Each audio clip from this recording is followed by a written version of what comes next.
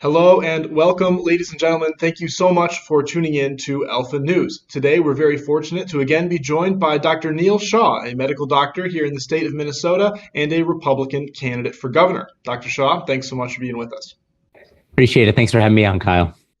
So, of course, you and I are both big Second Amendment supporters, and there was a pretty big Second Amendment case in the news recently with Kyle Rittenhouse over in Kenosha, Wisconsin, and that seems to have underscored some important topics about self-defense and highlighted some areas where Minnesota could be doing better in that department. Let's talk about that. Yeah, absolutely. This was a textbook defensive gun use case, and we can kind of delve into why that is. And I think the jury reached the correct verdict, and justice was served for Kyle. But here in Minnesota, we don't have all the protections we'd like to have to ensure that citizens have a full support from the legal system if and when they need to make that life and death choice to defend their life, their family's life, or their coworkers, or an innocent person's life. Of course. It's a situation that no gun owner wants to be in, but one that people should absolutely be prepared for. You say that Minnesota lacks sort of the laws that we could have in place to defend those gun owners. What specifically do you think the legislature should add? Well, primarily, we lack stand your ground laws. So there's a duty to retreat. And what that means is you have to try to run away before you're allowed to stand your ground.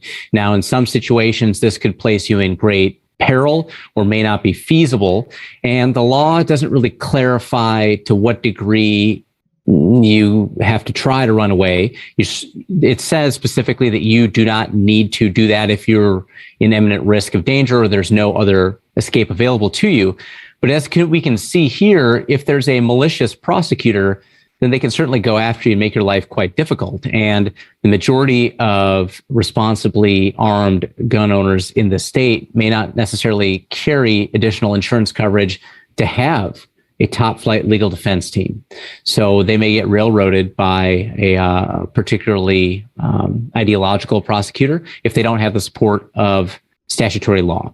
So in this state, it would be nice to allow you to stand your ground and not have that duty to retreat if you feel that your life or the life of somebody else is in imminent danger of death or great bodily injury. It does not allow you to become a vigilante, as the left likes to paint. It simply says that you are allowed to stand your ground and defend yourself if you are attacked with sufficient force to cause you or someone else great bodily injury or death. I'm so glad you bring up how expensive it can be for somebody to survive a legal challenge after a defensive shooting, because this is something that a lot of people don't think about. Rittenhouse was a victory for sure. Justice was served. It was a clear defensive shooting, and the right verdict was reached. But there's many cases where that's not possible because someone doesn't have millions and millions and millions of dollars to battle their way through the legal system. Right, and in particular, some of our citizens that are living in the most vulnerable communities, lower to middle socioeconomic status, certainly don't have those means. And the state has unlimited prosecutorial resources. How fair is that? How equitable is that in the parlance of the left to take away a God-given right to self-defense from people who live in neighborhoods that have been abandoned by the radical left, that have the highest rates of crime, that have the most acute need to defend themselves, their loved ones, or their business associates? Back when defunding the police was a little bit hotter of a topic in Minneapolis, we noticed that a lot of people living in North Minneapolis, living around Powderhorn Park down in the south part of Minneapolis, these very poor people didn't want to defund the police. And yet you have these wealthy, highly educated, Minneapolis liberals who want to defund the police and take away their right to self-defense, which puts them right in the middle of a rock and a hard place. There's nobody there to protect them. And if they take their self-defense into their own hands, their God-given right, the court system is completely stacked against them. If you want to talk about, justice in the judicial system, maybe that's something we should be addressing. Well, absolutely. We saw during the unrest after the riots in 2020 and even to now that the communities where gun ownership is growing the fastest are the ones in highest crime neighborhoods. These are minority communities, women, minorities, people choosing to defend themselves or have the opportunity to do so. And we need to ensure that the statutory law makes it easier for them to do that should it come to it. Absolutely. I wrote an article for the Wall Street Journal right after, the whole 2020 thing happened, explaining how there was minority gun owners lining up outside their businesses with rifles, ready to protect their storefronts. And nobody in the gun community complained about that. We all thought that was a Mhm. good thing. And yet after Rittenhouse, it seems like the prevailing narrative is that this wouldn't have happened. There would have been no acquittal if Rittenhouse were black. What are your thoughts on that? Well, they're ignoring a case that simultaneously was decided about AJ Coffey. This is a black gentleman who had police unannounced break into his house in the middle of the night and start shooting, and he shot back. And he was acquitted on all counts of attempted murder. So the right to self-defense is not a right that is enjoyed only by people of a specific race or skin tone. It's a God-given right that belongs to all Americans. Everyone has the right to defend themselves when they have no other options. Absolutely, absolutely. Have you been following sort of mainstream media's coverage of the Rittenhouse trial? Because it's very different than what we're saying here. Yeah, and I can understand how if someone took mainstream media or the legacy media's coverage of this at face value, they might be completely confused about this case. And there's a number of misconceptions that they seem to be repeating over and over again that might confuse folks. So first of all, this concept of Kyle did not have the right to be armed with the weapon he was armed with. No, Wisconsin statutory law is very clear. If you're 16 or older, you may possess a rifle. And a rifle would be defined as a weapon with a barrel length of 16 inches and overall weapon length of 26 inches. And so what he was armed with was an M4, which fulfills both of those. So he has the right to have that. If he had an AR pistol, if he had a Glock or something else, no, he would have broken the law. But the fact that people can't read that statute and interpret it to mean, he did legally possess that firearm. He never crossed state lines with that rifle. He was given that once he was in Wisconsin. So there was no gun violation ever in this case. And that should have been decided well before it ever went to court. And it never even should have been charged because the plain facts of the case clearly show that he was armed with a rifle, which he is legally allowed to do in Wisconsin. I was totally amazed to watch sort of the commentary class sit there for 2 days and try to figure out what an SBR was. And at one point, the judge was even asking if the rifle had a length of 16 inches. For those in the audience who aren't members of the gun community, all rifles in America basically have a barrel length of over 16 inches because that's what's required by federal law, unless you jump through all sorts of hoops and get tax stamps and this sort of thing. But it was really incredible to watch these people that are making $250,000 a year to go on TV all day have less of an understanding of the law than Kyle Rittenhouse, at that time, just a 17-year-old kid who knew what his rights were. You have to wonder if they were willfully misinterpreting the statute, if Rittenhouse could figure it out and these so-called professionals couldn't seem to put it together. Well, I was also struck by the fact that the prosecution would even try to bring a charge that they know is factually incorrect. That should not be allowed. You shouldn't be able to know that you have absolutely no case and just simply say, we're going to try it anyways. Although I guess we see a lot of that with the Biden administration, where they're just willfully ignoring the law and they'll willfully ignore what the Supreme Court says or other judicial bodies. So in this case, it never should have even been brought, yet it was. And it became a big talking point for people who don't want anyone to own a modern sporting rifle. Comes right back to what we were saying earlier. People without the ability to defend themselves in court and who also lack the statutory protections as they do in Minnesota won't have, the big money lawyers to go through and figure out where the prosecution's lie are and pick these things apart. Yeah, absolutely. And that's why we need stand your ground law in Minnesota, and we need it right away. Absolutely. So to clarify, there's stand your ground law and then there's castle law. As far as I understand, these are different, and Minnesota does allow you to protect yourself in the home, but not in public. Am I correct? Right. Yeah, so castle would say your home is your castle, and you have no duty to retreat within your home. Minnesota doesn't quite have full castle doctrine. In Minnesota, you have to believe that the person breaking into your abode is going to commit a felony. Now, breaking into your house would probably qualify it as a felony. Yeah. But again, it gives a little too much room for a malicious prosecutor to decide that they just want to hang you on this charge, even though you're defending your house. So full castle doctrine would say you have no duty to retreat. And if someone breaks into your home and you feel that you are in risk of great bodily injury or death, and you can retaliate with deadly force. And I guess a small wrinkle of self-defense law I'd point out with is, for example, brandishing a weapon is a show of force. It's permitted as an escalation. So if, someone pulls out a knife and you pull out a gun, and you don't do anything more and they run away, that's an appropriate use of force, right? Because you clearly feared for your life. They were close enough to kill you. You showed force, and the force was proportional to end the threat, and it ended the threat without a loss of life or injury. And when people talk about defensive gun uses in the United States, which probably number in the millions, that's a defensive gun use. And that is a situation where the gun saved a life or save someone from being injured. The left doesn't like to accept that. They don't want your average citizen to be able to end a threat to their life simply by a reasonable show of force that harms no one but chases the assailant away. So there are many nuances to self-defense law that I think the majority of people on the left don't understand. And there are many times where guns save a life without the discharge of a single round. It's true. The statistic that I always see on that, somebody wrote this article for Forbes a couple of years ago. I cite it all the time in my coverage of gun-related issues. The CDC did this study that determined that there are at least 300,000 and at most 2 million defensive gun uses every single year, including those that don't involve any shots fired. Of course, this dwarfs the amount of offensive shootings, but like you say, a lot of people don't understand all the nuances of this because they're so afraid of guns to begin with that they're not even willing to engage with the topic, which is very, very problematic.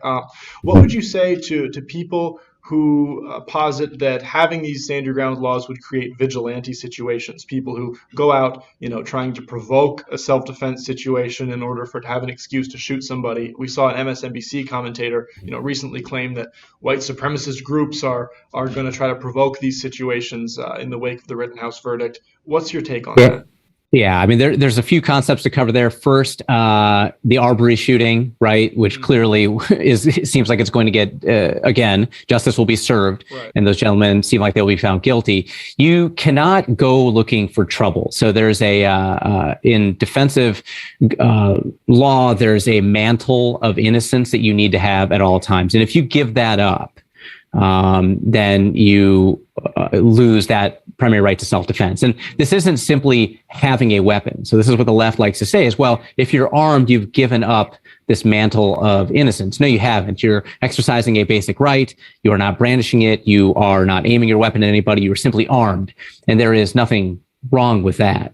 Now, if you go and you harass people and you go and you start a fight, you go and you say rude things to someone else to get into an altercation, you're going to have a very difficult time proving that you didn't start a chain of events that led to you killing somebody else, and you most likely will not be able to use self-defense as a valid defense in that case. So you need to at all time maintain the mantle of innocence. You need to not put yourself in a situation where you will be forced to do something that you don't want to or need to do. But if you are unfortunately found in a situation you don't want to be in, you have the right to defend yourself, and you don't need to try to harm yourself getting away or going to a different area. You can stand your ground and protect the people around you. I mean, what if you're there with a child? I mean, are you supposed to pick up your kid and run away? That's what the law in Minnesota wants you to try to do outside your home. That can't be the case. If you're with your family and someone decides that they want to try to harm you and they pose a very real threat to you, you should be allowed to defend yourself and your family in that situation. And you describe these as situations that nobody wants to be in. I feel like there's this fiction nowadays propagated by the left, by MSNBC, by CNN, that gun owners are looking for these situations, that we're chomping at the bit, waiting for this sort of situation to arise. I've been in the gun community for a very long time. Most of my friends are gun owners. I've never heard anybody say that they wish this would happen to them because they don't want to take a human life. They don't want their own life to be at risk. They don't want that mental burden. They don't want that court burden. This isn't something that I hear people, opining about it and hoping for. You? No, absolutely. I mean, I carry a pistol every day, and I hope that it never has to come out of its holster unless it's at a range. Because even if you have the means to defend yourself, it's going to cost you an inordinate amount of money. It is going to cause you an inordinate amount of strife. You will have that. You will have to answer to your maker about why you ended up taking a life. And all of these things are terrible. No one wants to go out there and be forced to defend themselves. They just want the option to be able to do so if it came to that.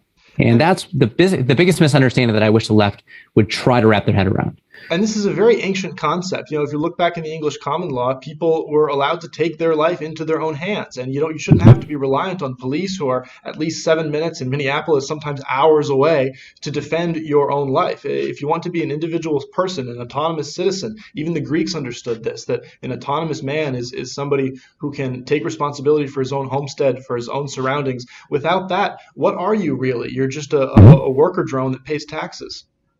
Well, when seconds count, the police are only minutes away. I mean, it's a saying that we know well in the gun community, and it's absolutely true.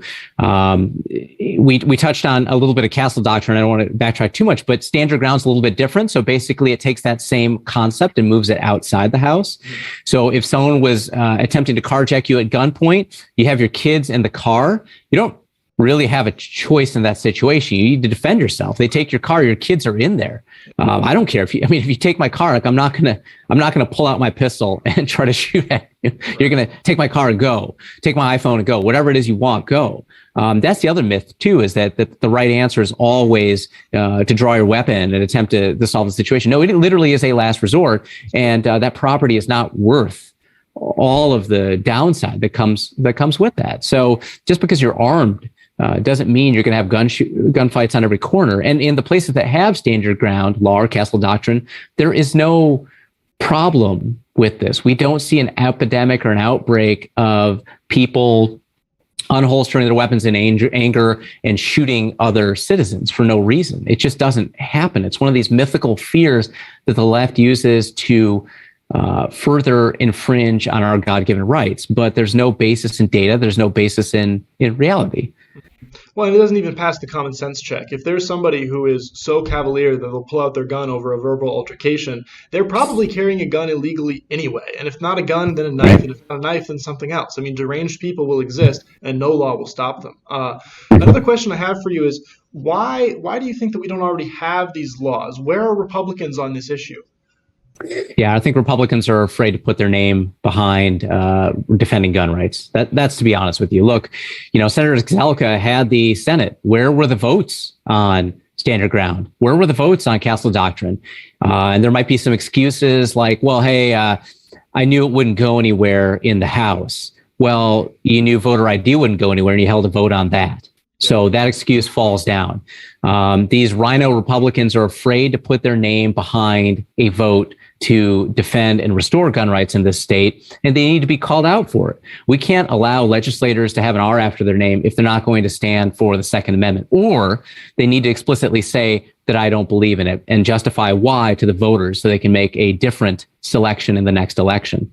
But we do have the Senate. We could have held votes to advance or restore rather gun rights in the state because they have been taken. And we're not asking for any additional rights. We just want them to be put back to where they should be based on the Constitution. But we see career politicians afraid to stand up and talk about it, afraid to engage in conversations about it. And really, I don't understand why, because if I was looking at this as a politician, this is a human right. This is a right that more acutely needs to be preserved for those in neighborhoods that are getting more and more dangerous. I believe that this earns us votes throughout the city and throughout the nation. So I don't see why our Republican leadership is so hamstrung or unable to advance these causes and explain and articulate exactly why we need to restore gun rights in this state. Exactly. And meanwhile, we have Governor Walz, who sort of tries to present himself as being pro-gun. I grew up down in the 1st District where he was a representative of forever, and he would always be posting with a shotgun during pheasant season, casually supporting pheasants forever, this sort of thing. But when the rubber hits the road, he's really not pro-gun. And in many ways, he's sort of like Republicans in this state, where they pay lip service to the idea of the Second Amendment, but when it comes time to actually make the pro-Second Amendment laws, restoring your human rights, they're not willing to do it. Well, yeah, they grab a 410 shotgun and they think that the Second Amendment's about hunting. It's not about hunting.